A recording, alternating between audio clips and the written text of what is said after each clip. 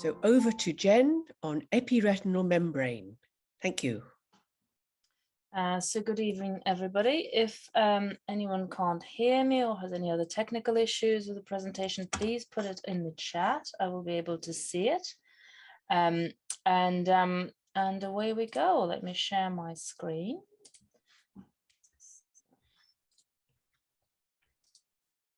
So if people can't see the first slide, please let me know in the chat. Otherwise, I will crack on. And just to remind everybody, if you didn't hear the little reminder, we are recording the webinar, so this will be available later for people to review if they've joined late. So without further ado, pearls and pitfalls of epiretinal membranes and the Vitreo-Macular interface. What are our learning objectives for today? Well, a little bit of the anatomy of the Vitreo-Macular interface. So what we're actually looking at today, the conditions that arise here, and then focusing in on epiretinal membranes and their natural history, how they behave. The key popular question of what to refer, when and why. And then also, I mean, how to monitor them in your practice, because most of these patients, they do stay in the community, they don't come for treatment, and what to do with them with the ongoing monitoring. And then a little short on what we actually do if they do come to us for surgery and what happens to them post-operatively.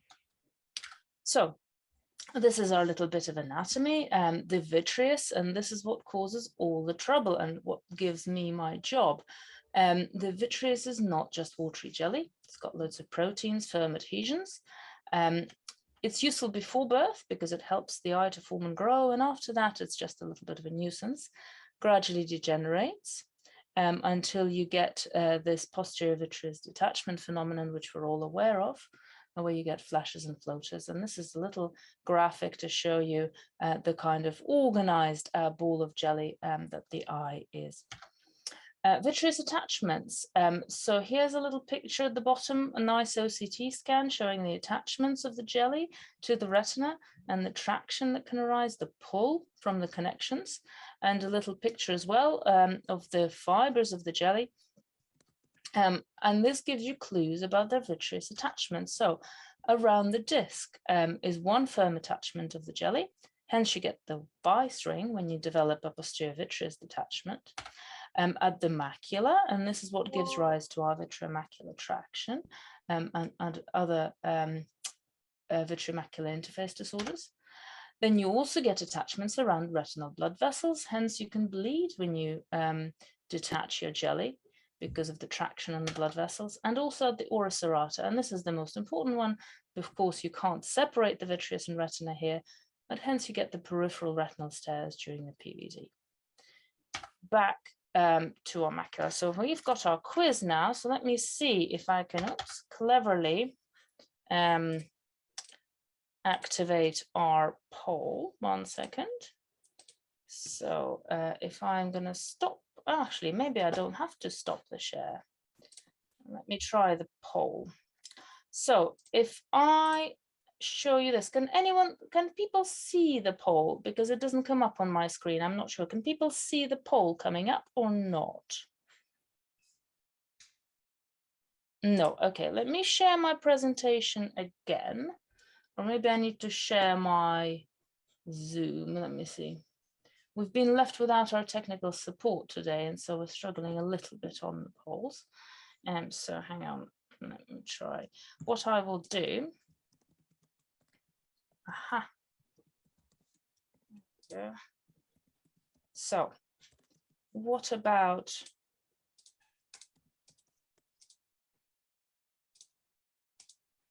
now? Can anyone see the poll now?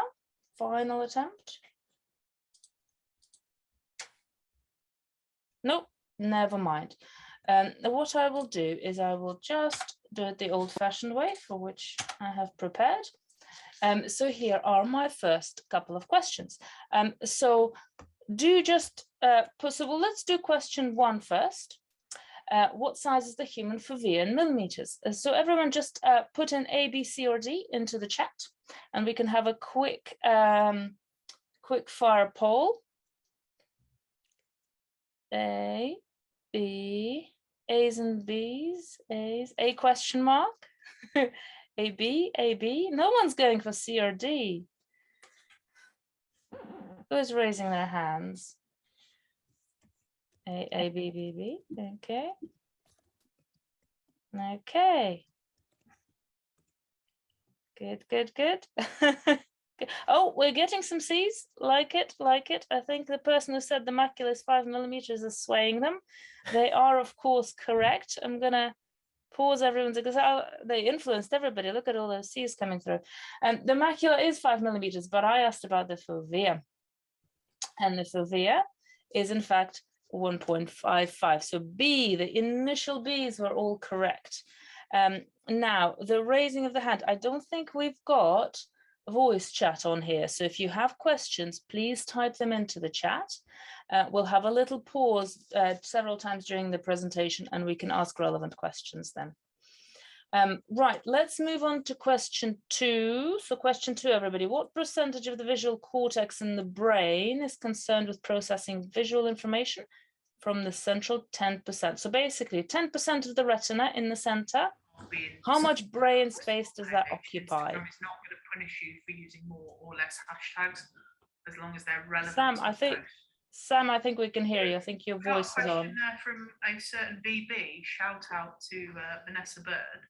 Oh, sorry, I missed that one. Okay, someone's got. When I was a rep, please used to tell me that. There we go. Sorted. Okay. Oh, C's and D's, C's and D's. Okay. She's, yeah, Sam was muted now because I have muted her.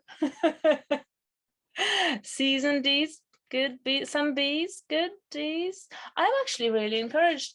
I think that's very positive. It is D. It's between 50 and 60% of the visual cortex. So that tiny 10% in the center, most of the visual cortex is occupied with sorting it out. And the reason I'm asking these questions is to get you thinking about how important the macula is. So if we just move on to macular anatomy, remember, of course, the layers of the retina. The anatomical macula is 5 mm across, as somebody pointed out. The fovea is 1.55, and it's responsible for the highest acuity vision. And the cones have a high density and small in size. So the cones actually change in size further away from the fovea. There are some cones in the peripheral retina, mostly rods, of course, but those cones are large. In the fovea, they're tiny and they occupy proportionally less space. And if anyone's interested, the sort of cortical mapping is related to the work of several eminent people who've worked on all of it. And the original was Inouye, Holmes, and Lister. I think this is fascinating. They worked on this during the Russo-Japanese War, when the Russians invented the Mosin rifle, which used rounds that didn't kill people, but instead the bullets went in and out and damaged very specific areas of the brain. And so they were able to study these people and figure out from the damage in the cortex what things were affected. It's fascinating research if you want to look back on it. So a spot of physics. This is only a very short section. I know physics is not everyone's cup of tea, but I also think this is fascinating. And I think it's important. It's important in our appreciation of the visual system as a whole. So light is a wave. When light passes through a hole, an aperture, it undergoes diffraction, blur, as the little picture there shows in the middle, the smallest picture. When you get two objects and the light from them passes through the aperture, both of them create these waves. And the waves either dampen each other down or strengthen each other. And you get these peaks, these characteristic peaks of intensity. And that is what the resolution can I expand my slides are at a maximum on my computer. Let's go like this. So if the peaks of the intensity are too close together, we can't separate, we can't resolve the two separate objects. at the optimum pupil size of about 2 millimeters, that's the limit of our resolution, because beyond that, the diffraction interferes with the resolution. And so from this, we get minimum angles. So the angular resolution of the human eye, 1 arc minute, means that we can resolve objects 30 centimeters apart at a distance of 1 kilometer. And that's quite a lot when you think about it. Assuming perfect optics, so no perfectly clear optical media, minimal diffraction, minimal aberration, visual acuity is limited by pupil diffraction, and so the best possible resolution is 0.4 arc minutes, which equates to about 6 over 2.6, so about 6 over 3 Snellen. So 6 over 3 Snellen. Now, I'm sure you've all seen some patients achieve 6.3 Snellen. I have. Which tells you that their eye is working at the limit of the physical possibilities of the system. The smallest cone cells is the other thing that dictates the minimum angle of resolution, which also happens to be 0.4 arc minute. So the system is so finely tuned to give this 6.3 vision functioning at the limit of the laws of physics. This is just a little picture of the cone cells that I was talking about in the fovea. They're really tightly packed to give that 0.4 arc minute limit of the light falling on 2 separate receptors. Moving on from physics, back to the real world. So conditions arising at the vitreomacular interface at this really finely tuned physical system. The smallest perturbations can lead to the disruption of this perfect balance. And so most conditions involving the macula or arising due to vitreomacular traction are things like ERM or macular pucker, macular holes, vitreomacular traction, myopic macular schisis, lamella holes or defects. They arise as a result of disturbed interaction between the vitreous and the retina at the vitreomacular interface. So just before we move in specifically to epiretinal membranes, any questions or comments on that section? I don't know if Jane wants to check. I don't think there's any questions on the chat. So everyone seems content so far. Jane and I will keep a little eye on the chat for it. So I'll move on. Epiretinal membranes specifically. You're on mute. So epiretinal membranes are fibrocellular tissue on the inner surface of the retina, so on top of the ILM. I say on top of the ILM because I'm a surgeon and I think surgically. And I think if I want to remove an epiretinal membrane and I want to be 100% sure it's removed, if I remove the ILM, I by definition have removed the ERM because it's on top, I think surgically. Epiretinal membranes are composed of retinal glial and RPE cells. So the glial cells are the support cells, like the Muller cells in the retina, in between the photoreceptors. And also the RPE cells, so the pigmented cells underneath the retina. But also some astrocytes, fibrocytes, myofibrocytes, macrophages, bits and pieces of basically regenerative scarring and inflammatory cells. Why do epiretinal membranes form?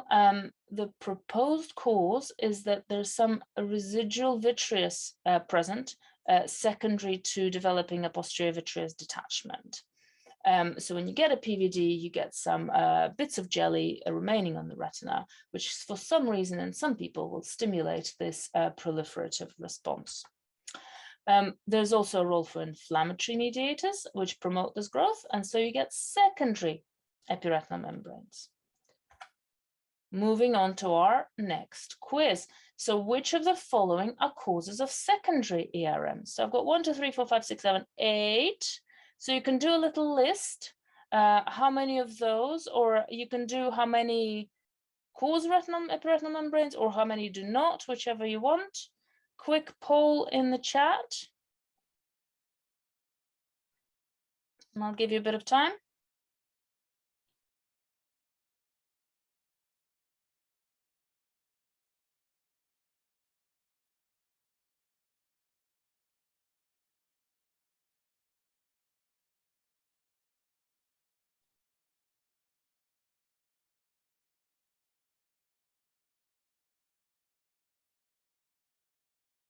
Yep.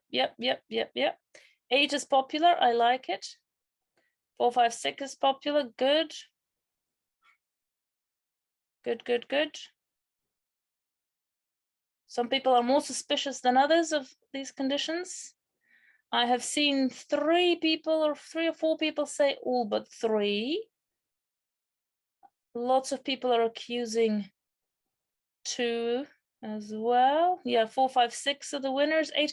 So I'm glad most people, I think, said 8. That's sort of the one that's on our minds, isn't it? But actually, to put you out of your misery on that one, it's all but 3.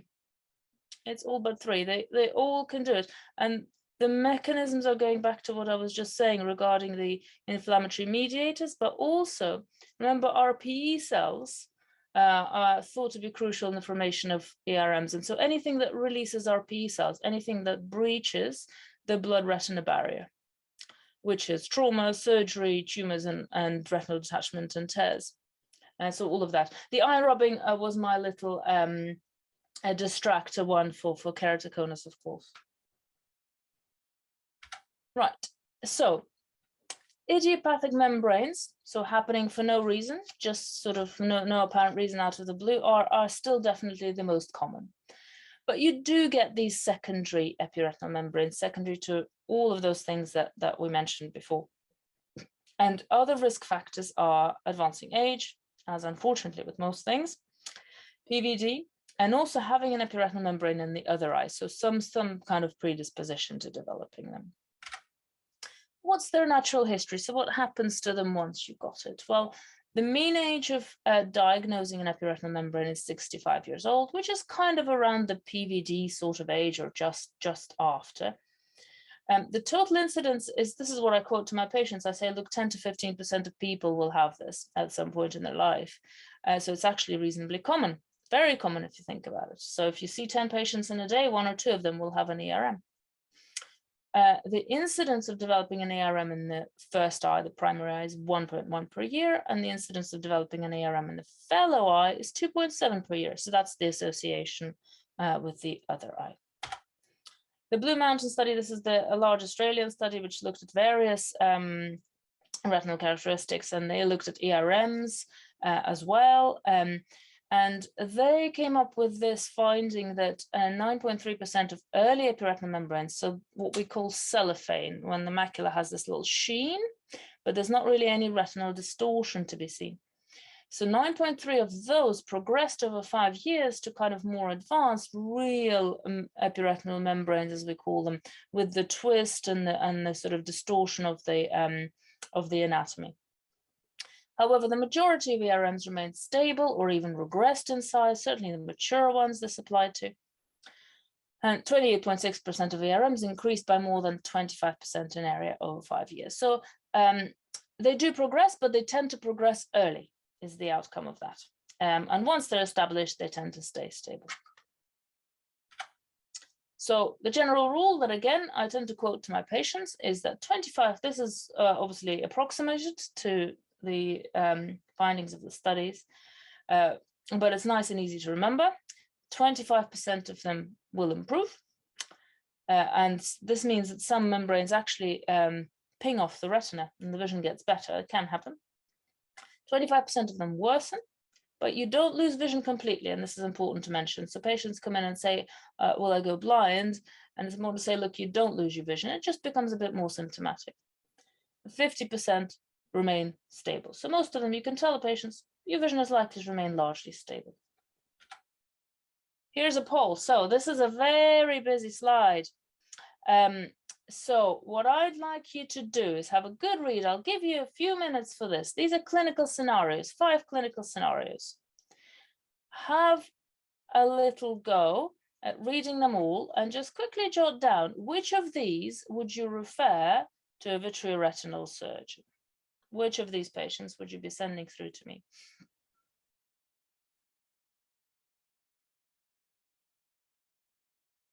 I don't know why my eyes are glowing blue now on the screen.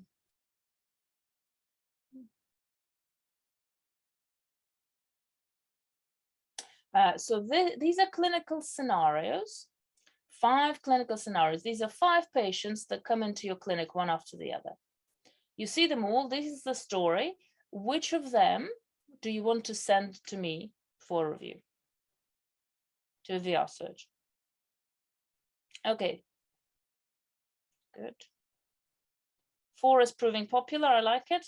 I would like to see 4. 5, I would also quite like to see 5.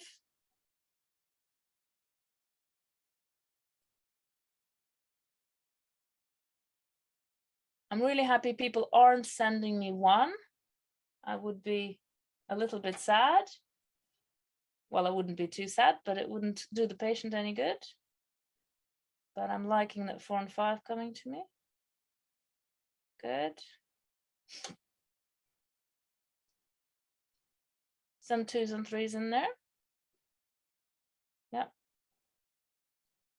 Somebody's sending me an imaginary patient number 6. That's okay. I'm happy to accept extras. Good. So I'll quickly run through them, and just with my logic for them, I think you've mostly got it right anyway. So the first one, fit and well asymptomatic. So before this is an epiretinal membrane talk. I'm going to stop with the word asymptomatic. I don't need to go on because if somebody's asymptomatic, I'm not going to peel their membrane. That's as simple as that. Even if their vision is 660 and they are completely happy and have no problems, I'm not going to peel their membrane. Because an epiretinal membrane is not a dangerous or worrisome condition, and there's only a requirement to get rid of it if the patient is having problems. So we've solved that one. Number 2, fit and well, 62, objectively blurred vision. So it's not that blurred, it's a little blurred, but no other symptoms. And you spot an ERM on the OCT. They could come to me. So the one with this is, I'm cautious about it. So this is probably one of those cellophane patients in the early stage of the membrane who's not particularly symptomatic and whose vision is still good.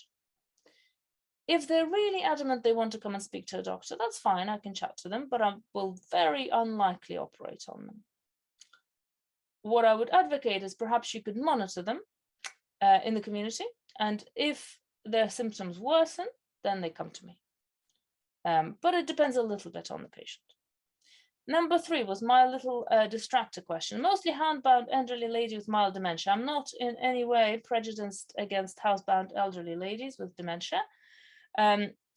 My focus here is that her problem is blurred vision, and she sees 618 both eyes, and she's got cataracts, and she's got a membrane in the right. Now she's got equal vision in both eyes and cataracts. Her membrane is probably not contributing very much to her visual problem. However, her cataracts probably are.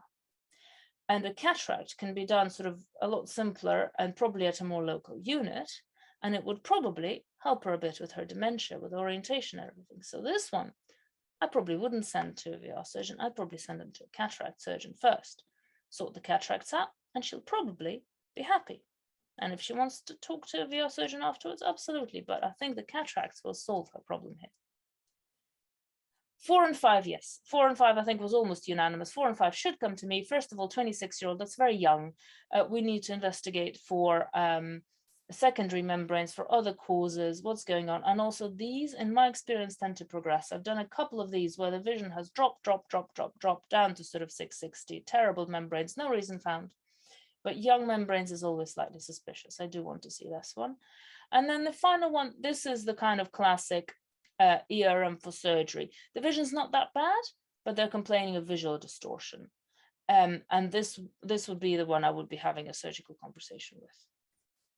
So, no questions in the chat. No questions in the chat. I'm going to keep moving on unless there are questions in the chat.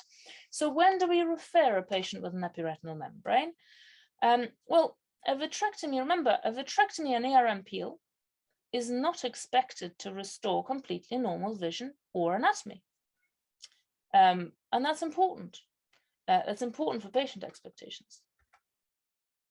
Be careful with patients with good acuity, so 6/9 or better.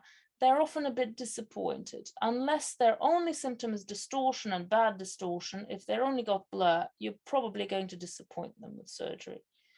And also consider surgical suitability. It's more for us surgeons.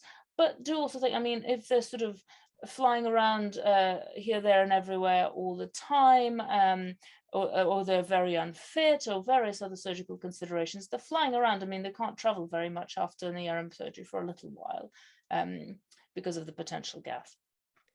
Jen, there is So- a question in the chat about Yep. whether there What was a is the relevance of significance the of heart patient heart disease. disease in number 6? So it's just a distractor. I was just a bit harsh. So the heart disease is just in case anyone thought about medical fitness, but it's not going to stop us.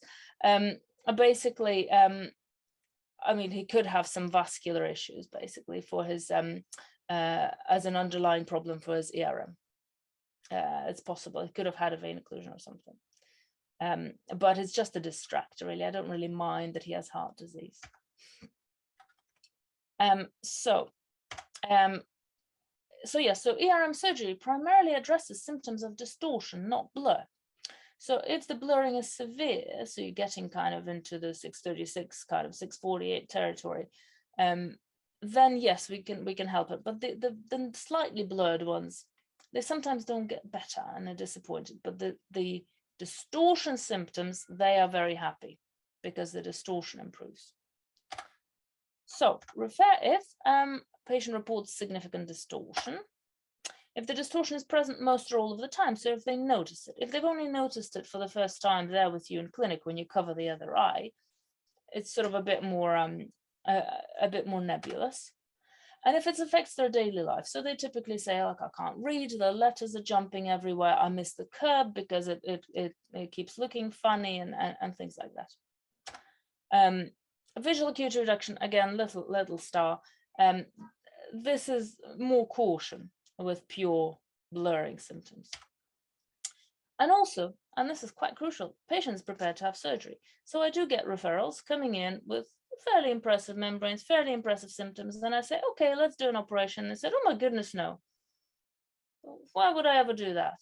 And so you end up in this awkward sort of conversation of saying, well, this is why you came to clinic. So distortion, the way I explain it to patients in lay terms, I just spotted a question, is when you're looking at straight lines, when you're looking at edges of door frames, do they look wonky? When you're looking at your TV, does it look square? When you're looking at text on a page, does it appear jumbled? So not just out of focus, but is it actually sort of twisted around? And then if they're sort of a bit vague about it, I say, right, well, close one eye and have a look at this kind of edge of my computer screen or edge of the door. Does it look perfectly straight? And they can usually spot it. If they have distortion, they can spot it straight off at that point. And if not, then it's probably just blur. So, and also, obviously, if you have concerns about other pathologies, so the young people, if you have any worries about, so we referred to the fact that RPE cells cause membranes, and therefore, with an epiretinal membrane, you always wonder if there is a little retinal tear somewhere. The retinal tears released RPE cells, and they have settled on the macula and caused the ERM. So here we go. Remember your secondary ERMs, retinal tear or detachment. Keep that in the back of your mind. If you see somebody with an ERM for the first time, do dilate them and do check the periphery. Now, caveat, if they have a retinal tear, it's likely chronic. Because if they had a retinal tear and it's caused the epiretinal membrane, it's had to have time to cause the epiretinal membrane, which is weeks at the very least, and probably months and maybe years. And so if you do spot a retinal tear in one of these patients, it probably does need treatment, but it's not an emergency, probably, if they already have an epiretinal membrane. Pathophysiology of the association of the retinal tear and membrane. So here's a lovely lasered retinal tear, great, nice big one, with a nice little epiretinal membrane beginning to form. You've got some vascular distortion, so the vessels are looking all twisty. So this is a relatively mature membrane. So as I was saying, RPE elements released from the subretinal space promote ERM formation. And sort of because of this, superior retinal tears are more likely to cause an epiretinal membrane because the RPEs and all the inflammatory factors, they settle down, they drift down from the tear down to the macula, whereas the ones in the bottom of the retina, they are less likely to kind of rise up towards it. That's the thinking behind it. So if you see an ARM, check for symptoms, check what problems the patient is actually having. Do dilated peripheral retinal check. Check for signs of inflammation, uveitis, ask about trauma. But if in doubt, if you think, is that a retinal tear? Maybe it is, refer. We don't mind. We don't mind seeing these patients, but a routine time frame is appropriate. On to monitoring. So this is our next section. So there's one more question. No, so Chairperson, not really. I can sort of see the thinking because Chairperson is a pigmentary condition. So you could think that they have more pigment, but the pigment is trapped, it's sequestered underneath the retina. There's no way for it to escape into the vitreous space. I mean, unless they develop a retinal tear over the Chairperson, I suppose. Yeah, you know, it's theoretically possible, but no, in themselves, I do not believe that there's an association. I stand to be corrected by some obscure study from somewhere. Right, so moving on to the community monitoring. So as I said, 10 to 15% of the population have epiretinal membranes. And so most of these people are going to be seeing you rather than us. So monitoring of any condition is only sensible if the progression precursor signs can be identified. So if you can spot something that's going to tell you that it's going to get worse. And an epiretinal membrane doesn't have these. It doesn't flash your light at you going, I'm going to get worse in a year. So it's not a great condition for monitoring. You can spot progression of it, but there's nothing that's going to tell you it's going to need a referral next month. The treatment is symptomatic, not anatomical. So you treat what the patient experiences, not how it looks on the OCT. So the majority of ERMs don't actually require formal monitoring, certainly not the mature ones that have been there for years. They're not really going to change, remember. So I think an annual review is perfectly appropriate with a flag to the patient to say, look, if you get a lot of problems, if you find you're getting a lot of symptoms, come back earlier and we can see and we can talk about it. Because the early ones will progress, but the established ones will probably stay the same. You don't know when the membrane formed if you're seeing a new patient for the first time. Exceptions, well, the epiretinal membranes that are associated with lamella defects and cystic spaces inside the retina. So sometimes you see it almost looks like a cystoid macular edema, but it's not. It's usually just the tractional effect of the ERM. Diabetes and macular degeneration, they all have worse visual outcomes. And that's sort of intuitive, isn't it? When you've got multiple problems, you're going to have worse vision. But they also kind of, maybe not paradoxically, but unfortunately, they are poorer surgical candidates because of the secondary problem they've got. Removing the membrane will have a less impressive visual improvement.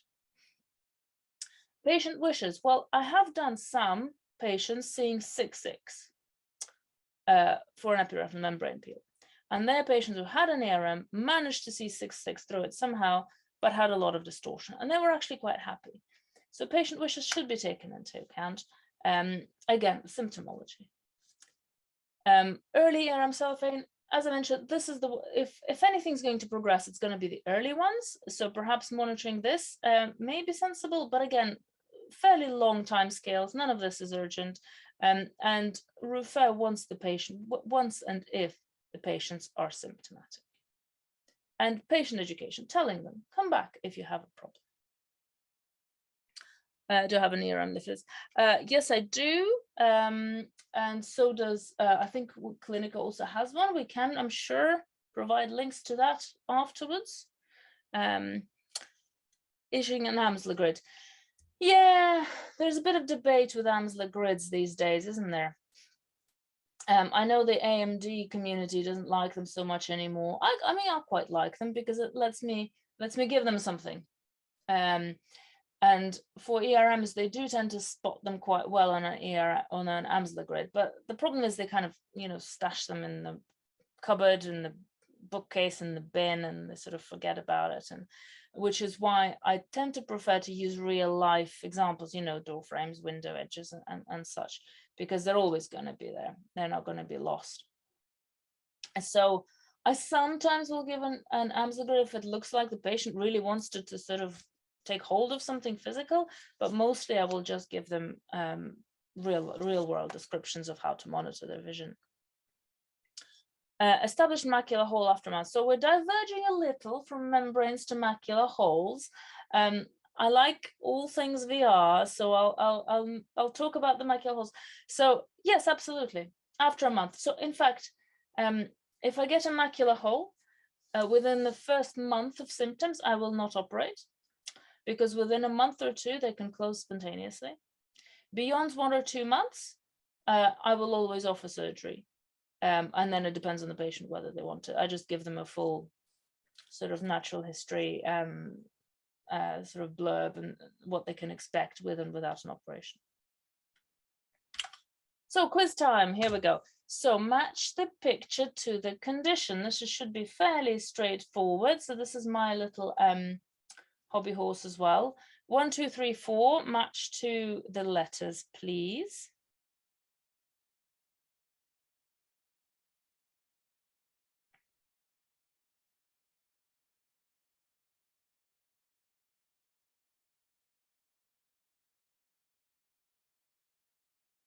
While you're matching that, how I describe a membrane peel to a patient. So I gauge how much they want to know, usually by asking them, how much would you like to know? My basic explanation for the majority of patients is I use a keyhole approach to get into the eye and get rid of all the jelly in the eye that's caused the problem, which lets me get at the retina. And then I remove the thin layer of scar tissue from on top of the retina very carefully and leave an air bubble in its place. That's my simple explanation. And obviously, if they want more, usually the engineers want more. They want all the gas concentrations and they want all the technical specs, and I'll give them to them if that's what keeps their mind off the surgery.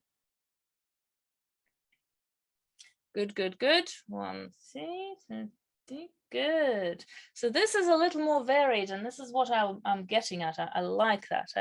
I like it when I can impart something. Something. Yes. Yep.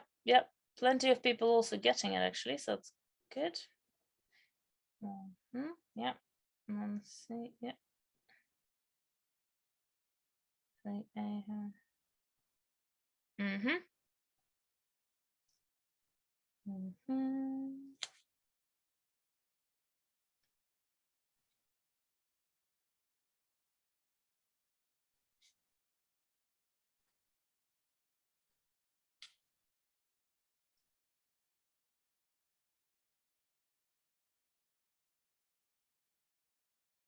Very good. A lot of people are getting it spot on or just sort of 1 letter off. Right, again, putting you out of your misery. So all of these conditions are basically fairly related, except D. D is not that related. So the correct order is C, D, A, B. So 1, epiretinal membrane is C, so it's a straightforward C. A also has an ERM. So, I mean, I'll give you A for an ERM because they both have an ERM. But C is the kind of vanilla epiretinal membrane with nothing else going on. 2, lamella macular deep. Now, I really dislike the term lamella macular hole, and that's a personal thing. And there are 2 reasons for it. Reason 1 is if you say hole to a patient, the patient gets really worried. They hear that they have a hole in their eye. And that is a very worrying thing. If you imagine you have a hole in your eye, and then you have a really long conversation in clinic trying to dissuade them of the fact that they have a hole in their eye. And the other thing is, calling it a hole brings it a bit closer to a macular hole. and it's not a macular hole. It has completely different features to a macular hole, and it's not treated as a macular hole. And therefore, I try to steer myself away from saying lamella macular hole. I call it a defect or a split or a cyst or anything but a hole, really. Now, there's different types of lamella defects. The one here, I mean, that's what we call a degenerative lamella defect. And that's just another type of aging change. It's sort of wear and tear, and you get these excavated cavities and you get this kind of schitic splits in the retina.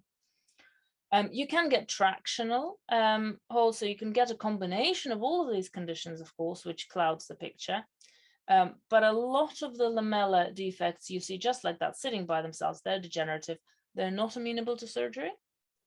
Sometimes they look absolutely terrible on OCT, but the vision is very reasonable. And we don't do anything for them. You can't do anything for them, unfortunately. So that's that.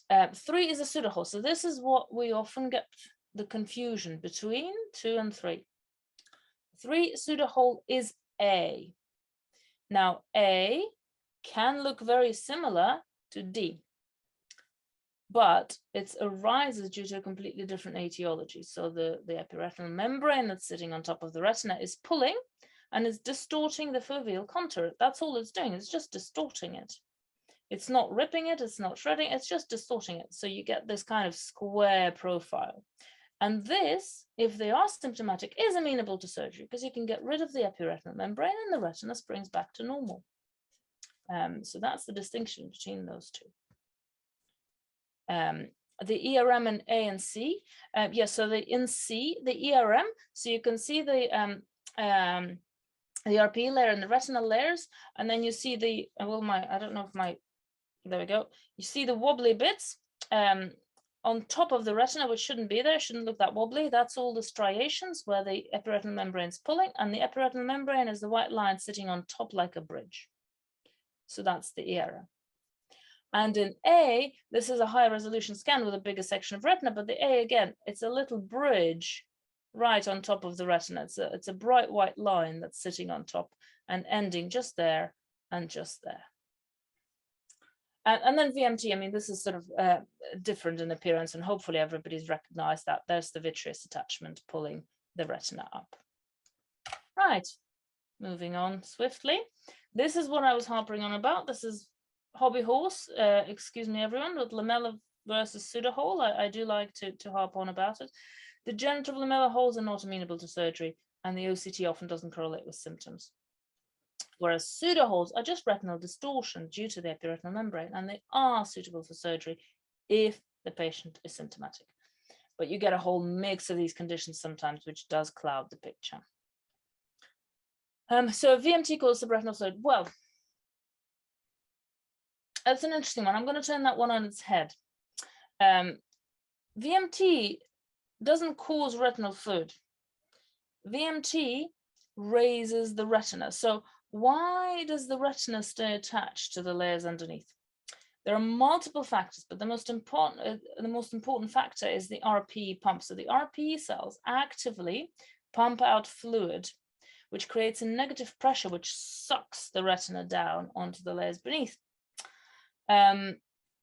If you have an epiretinal membrane on top, so you got the suck, and you got the epiretinal membrane on top, and this is pulling. And if the pulling is stronger than the sucking, the membrane wins and the retina lifts.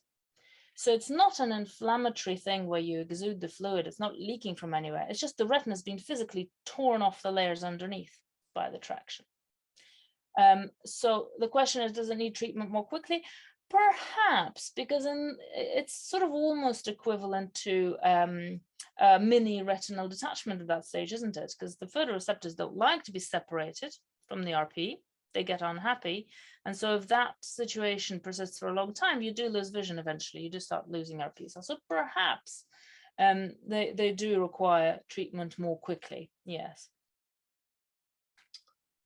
So here's a little video. This isn't my video because my videos of epiretinal membranes are not, unfortunately, are microscope recording capabilities are not as good as some people's, but this is a colleague in America. I just like this video because it's nice and clear. I'm just going to skip through it though and mute it because we don't need the chat. Standard access for a vitrectomy, you put 3 little ports in, so little tubes that you can put your instruments through. So this is why I call it a keyhole surgery for patients, because you're literally operating through these tiny little openings, which is all controlled. So you can go in and out at your leisure and do what you need to do. I'll skip through this bit. So then when you're inside the eye, you put a little lens on top, which is like a little contact lens, which gives you the focus. You put a bit of dye in, which stains the membrane. So it gives you a bit of contrast to the layers underneath. And then with very fine, tiny forceps, and these forceps are as big as a thick needle, basically. You literally physically peel off the membrane off the surface of the retina. Very satisfying surgery to do when it comes off like that. Very, very nice for us VR surgeons. When you perform ERM, does that involve dye? Yes, it does. Again, exceptions to everything. There are some rare cases when you do very minimal vitrectomy or tunnel vitrectomy. For instance, if you have a highly myopic patient with a macular schisis, one of those staphylomas with a myopic macular schisis where the retina is split into lots of thin layers. Sometimes you want to minimize your contact. So you won't peel in the very center, you'll peel just around the edge so that you don't rip off the retinal layers, and you'll do minimal vitrectomy to kind of minimize the disturbance. But that's a very specialist technique, and it's sort of kind of semi-experimental, really. Mostly you will do a vitrectomy. So now they are exchanging the fluid in the eye for a gas, for an air bubble. So the eye is now full of air, and you can't see any bubbles coming out through the little holes, and so the air is staying inside and you have no leaks, and so we're happy. So your patient has had an epiretinal membrane operation. Now what?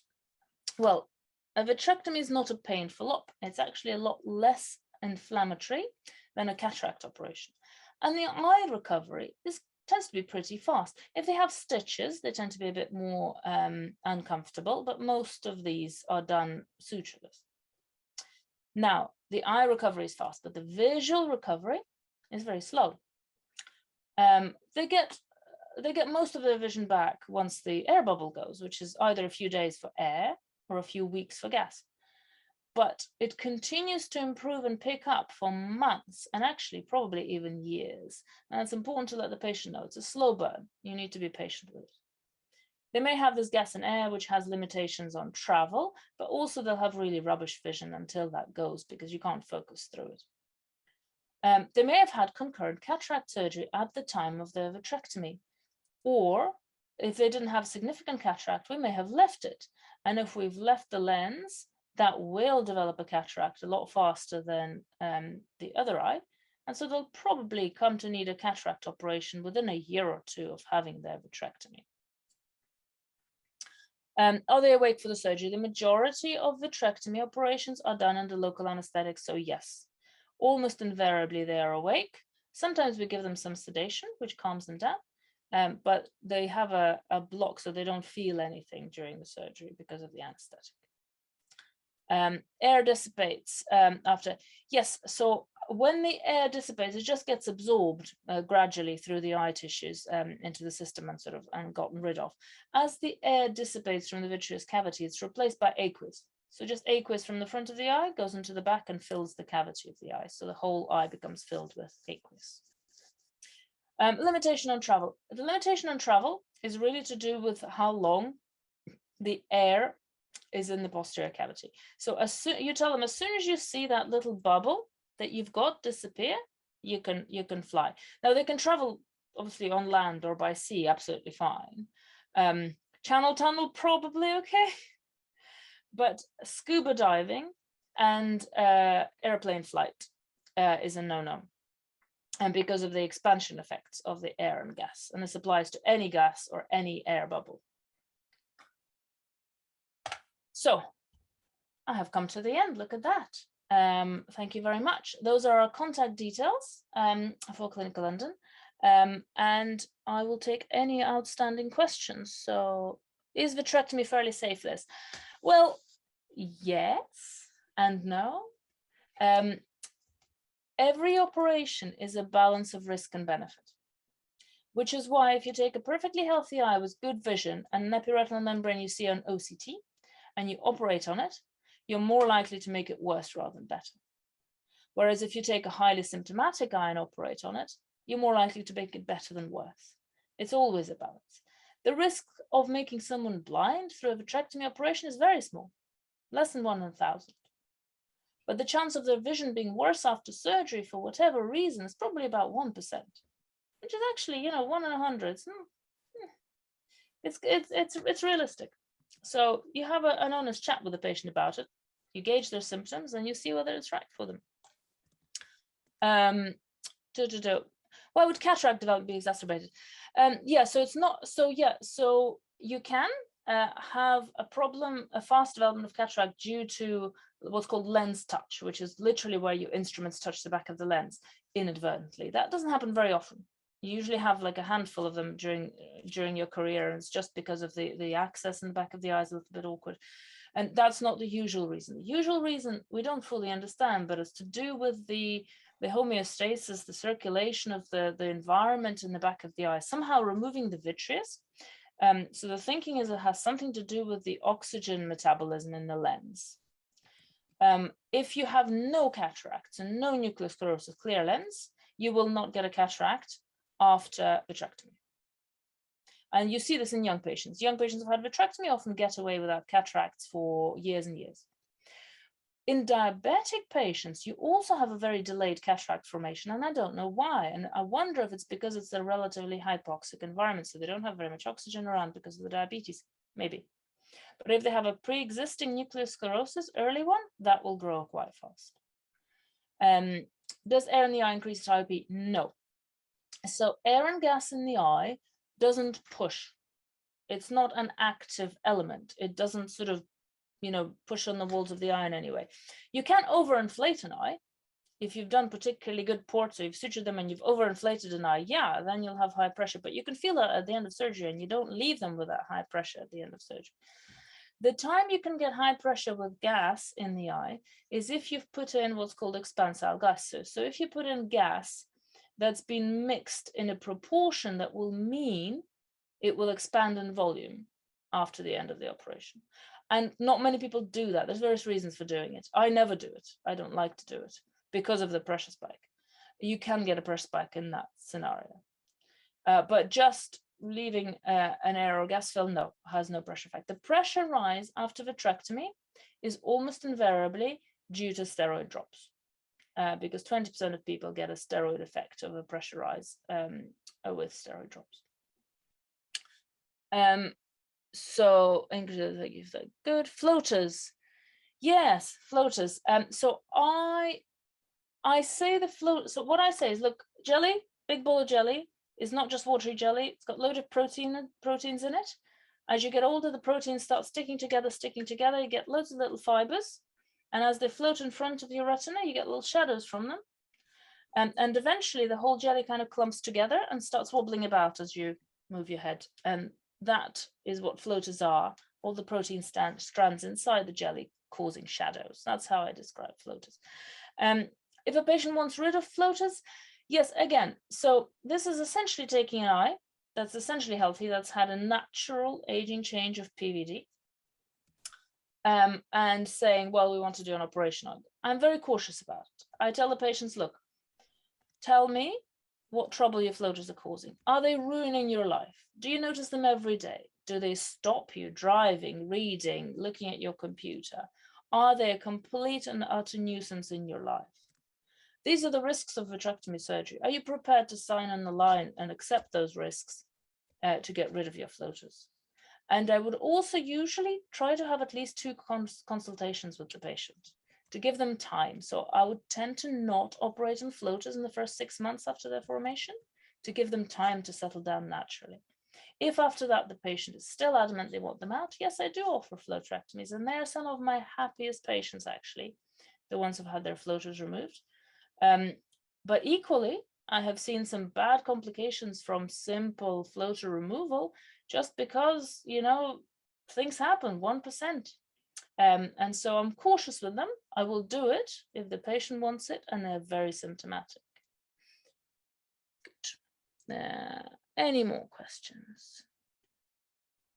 Thank you very much. Thank you. Thank you for the good feedback. Good. How do you decide if using air or gas? So why do we use air or gas anyway? I mean, why don't we just leave the fluid in there? Well, you can leave the fluid in there. Some people do leave the fluid in there. The only reason to use air is in this scenario, is if you think of a bike tire, if you're trying to repair a puncture in a bike tire, you fill a bath and you stick the bike tire in the bath and you squeeze it and you see where the air is coming out and you locate the hole, right? You see the bubbles. It's exactly the same principle.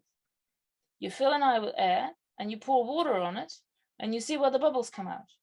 And that tells you if your little entry wounds, if your little sclerostomies are open, because if they're open, you need to make sure they're sealed so that infection doesn't get in, because if something's getting out, infection can get in. So you watch for the bubbles and you make sure they're sealed. That is the only purpose of air in this kind of routine macular surgery. It's safety, it's endophthalmitis prevention. If you're sure you can close your sclerostomies with fluid, you can leave fluid in there. Gas you would tend to put in if you need a tamponade agent. So if you need a dry environment in the eye for longer, and that's usually if you found a retinal detachment or sometimes retinal breaks, because you need to keep them dry while they heal. Just like when you're gluing something. What causes the macular hole? It's that Vitreo-Macular interface again. It's that vitreous. It's basically thought to be kind of like a VMT, vitreous pull, and the forces, the pulling forces at the Vitreo-Macular interface, something destabilizes and it pings open. What's the role of the vitreous? Nothing. Not in the adult. We do see the whole cataract business when the vitreous is removed. So clearly it plays some sort of role in kind of homeostasis. But in all honesty, it causes more harm than good. Being a vitreoretinal surgeon, my whole job is I'm here because of vitreous. So it doesn't really have a very significant role apart from before you're born, when you're still in utero, at which point it has an important kind of role in eye development. Should all cataracts with ERM have peel and vitrectomy? Absolutely not. So if a patient comes to me with a cataract and ERM, this happens quite often actually, my cataract colleagues will send me a patient if they've noticed an ERM on the scan. And I will say, what is your main visual problem? And if the patient tells me my problem is distortion and everything's a bit fuzzy, I say, okay, we can consider a cataract and ERM peel. If they tell me my vision is blurred, I'll send them back to the cataract surgeon to do a cataract. Because probably about 90% of the time after they've had cataract surgery, they're happy. And if they're not happy, they've just made my vitrectomy easier by doing the cataract. Because a combined phaco-vitrectomy is done very frequently, and I'm happy to do them if it's necessary, but they do cause more inflammation. The eye does take longer to recover. They do need more steroids. And every once in a while, that in itself causes a problem. Not frequently, but sometimes. So I like to split them if possible, the surgery. And I definitely don't offer a phaco-viti to everyone who's got bilateral or dual pathology.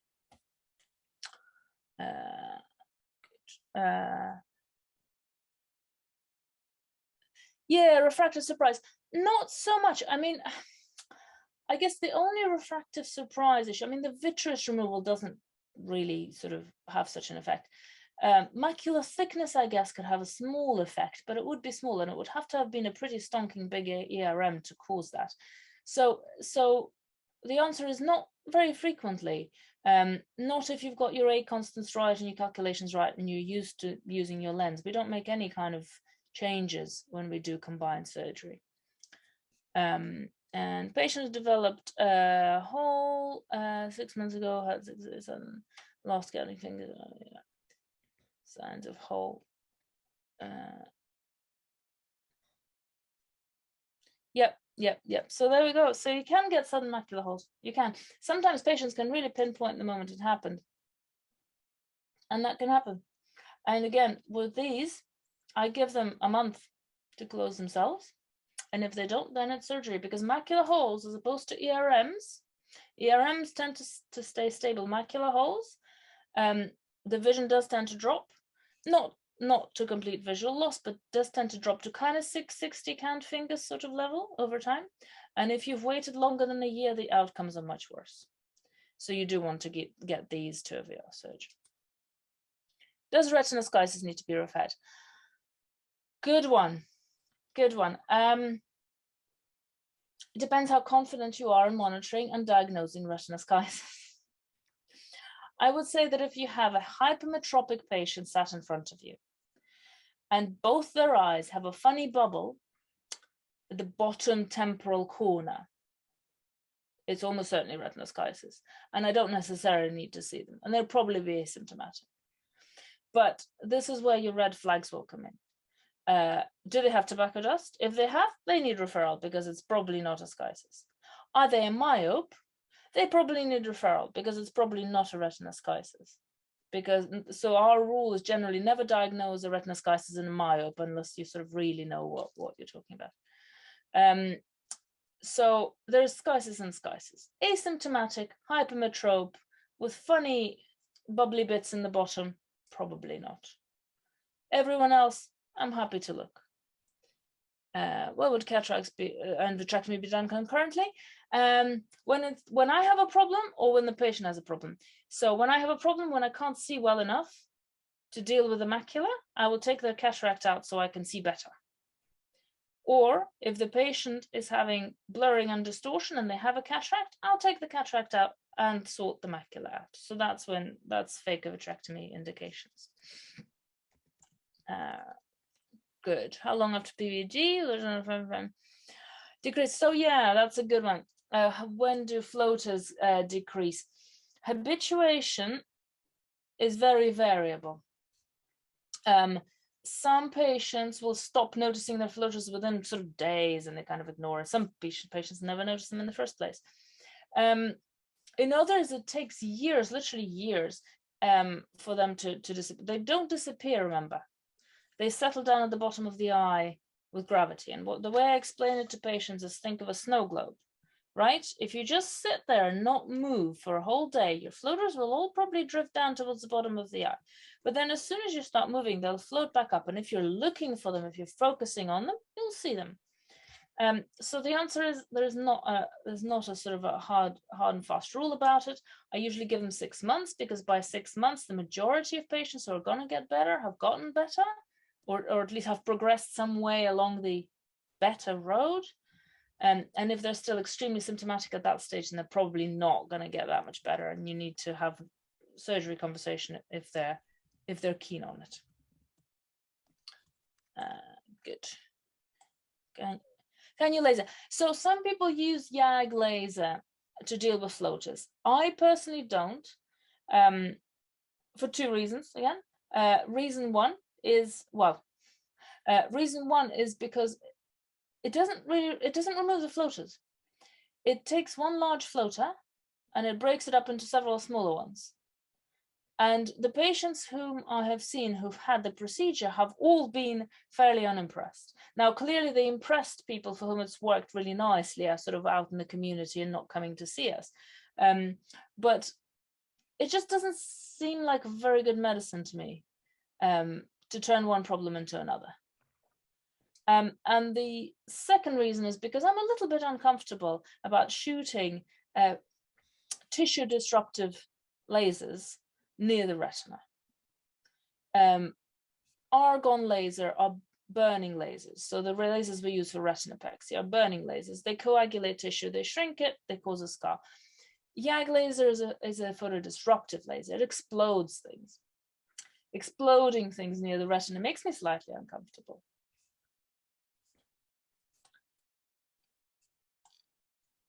Good. Thank you. Thank you for your kind comments. Glad people have taken something away, I hope. Thank you all. you can access the recording, as Jane has helpfully said. Can you get a loss of foveal? Yes, you can get a loss of the foveal pit. Again, this is an epiretinal membrane thing. It's kind of like our pseudoholes, disruption of the contour. So if the membrane rises right across, it'll pull the fovea up and you'll just get this straight looking retina. It can recover slowly. It never gets to completely normal. So if you look at OCT scans of eyes that have had surgery, they'll never look completely normal. They'll always look slightly wonky. I get sometimes patients referred back to me with slightly wonky retinas who've had retinal surgery. I said, that looks excellent. Why are you referring this patient to me? But it doesn't look normal, and therefore there's the concern.